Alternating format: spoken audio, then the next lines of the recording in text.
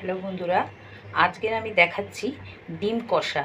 দেখুন, আমি ডিমের মধ্যে হলুদ আর নুন দিয়ে মাখিয়ে রেখেছি সেদ্ধ করে। এই পেঁয়াজ কুচি আর টমেটো কুচি, আদা রসুন আগে থেকেই আমি পিষে রেখে দিয়েছি মিক্সিতে, আর আলু সেদ্ধ করে জলটা ফেলে শুকিয়ে রেখেছি। দেখুন, এবার আমি তেল গরম করতে দিয়েছি, আর ডিমগুলো দেখুন একটু করে কেটে নিয়েছি যেন গায়ে না ফাটে। প্রত্যেকটা ডিম আমি দিয়ে দিলাম। ডিমগুলো আমি ভাজতে আরম্ভ করেছি। ডিমগুলো বেশি একটু লাল লাল করে ভাজা হয়ে গেলে তারপর আমি উঠিয়ে রাখবো। দেখুন বন্ধুরা, আমি ডিমগুলো আস্তে আস্তে করে ভেজে নিয়েছি। দেখুন দেখুন আমি ডিমগুলো ভেজে রেখে দিয়েছি। এইবার আমি তেলটা গরম হয়ে গেছে, এইবার আমি একটু কালো জিরে দিলাম। কালো জিরেটা যে একটু ফুটে গেছে, এবার আমি পেঁয়াজগুলো ছেড়ে দিচ্ছি। ডিম কষাতে যদি একটু কালো জিরে দেওয়া যায় তবে খুব খেতেও ভালো হয়, শরীরের পক্ষেও ভালো, গা হাত পা ব্যথা হয় না। দেখুন পেঁয়াজগুলো কিছু সুন্দর করে একটু আসলার গায়ের রঙের মতন একটু বেশ ভেজা ভেজার মতন করে নিতে হবে। একটু লালচে লালচে মতন করে নিতে হবে, খুব পুড়েও যাবে না, পুড়ে গেলে কিন্তু পেঁয়াজ তেতো হয়ে যাবে।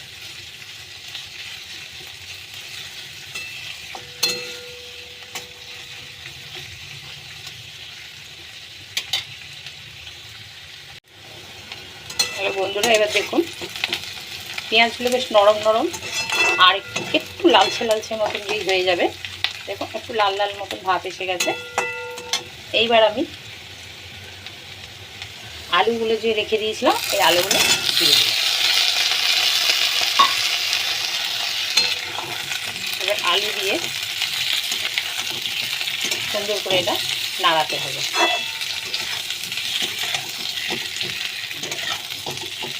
গায়ের সঙ্গে লেগে লেগে যাবে আলুর সঙ্গে। ডিম কষা একটু আলুর সঙ্গে না লেগে গেলে বেশ ভালো লাগবে না। দেখুন পেঁয়াজটাও একটু বেশি আছে, এই দেওয়া আছে। আমি টমেটোগুলোও দিয়ে দিলাম।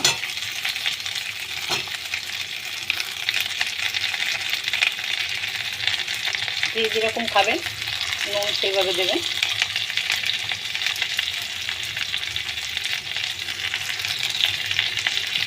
সামান্য একটু রঙের জন্য একটু চিনি দেবেন।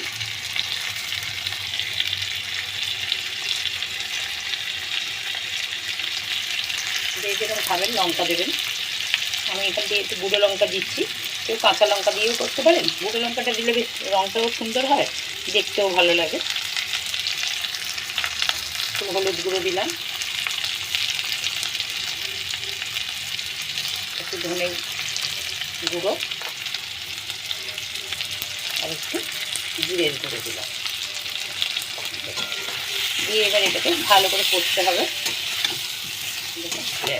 মশলা পুড়ে গেলে কিন্তু তেতো তেতো হয়ে যাবে। এবার আমি আদা রসুনের পেস্টটা দিয়ে দিলাম।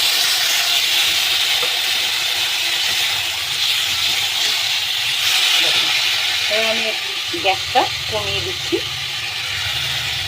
গ্যাসটা কমিয়ে দিলে ভাজাটাও সুন্দর হবে আর কড়াতে মশলাগুলো লাগবে না। কষা মানে কষাই হবে। আস্তে আস্তে করে তেলটাও ছাড়ছে দেখুন। এবার আমি এই ডিমগুলো দিয়ে দিলাম। ডিম আগে থেকে দিলেও কোনো অসুবিধা নেই। এবার ডিমের সঙ্গে আলুগুলো ভালো করে কষতে হবে। ডিমগুলো যেন না ভেঙে যায়, আস্তে আস্তে করে কষবেন। ডিমগুলোর সঙ্গে আলুগুলোর সঙ্গে যেন একটু গা মাখা মাখা মতন হয়। কি সুন্দর একটা কালার এসছে। এবার আমি একটু হালকা, দেখুন এই পাশ থেকে তেলও বেরিয়ে গেছে, তার মানে আমার কষাটা ঠিকঠাক হয়েছে কষাটা। এবার আমি হালকা করে জল দেব, একটু আলুগুলো যেন হালকা করে সেদ্ধ মতন হয়। এবার দিয়ে আমি ঢাকনাটা দিয়ে দিলাম। হ্যালো বন্ধুরা, এই দেখুন বেশ কষা কষা একটা ভাব এসে গেছে। এইবারে আমি একটু ধনে আর জিরের গুঁড়ো করা আছে আমি একটু ওপর দিয়ে ছড়িয়ে দিলাম।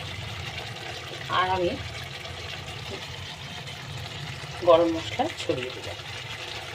গরম মশলা ছড়াতে সেন্টটাও সুন্দর হবে, আর ধনে জিরের গুঁড়োটাও খুব সুন্দর হবে। দেখুন এবার আমার হয়ে এসছে। দেখুন খুব সুন্দর একটা কালারও এসছে, বেশ ভালোও লাগছে দেখতে।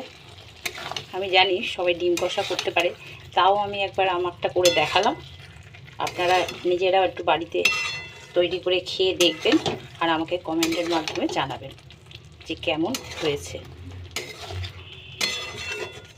জানালে আমার খুব ভালো লাগবে।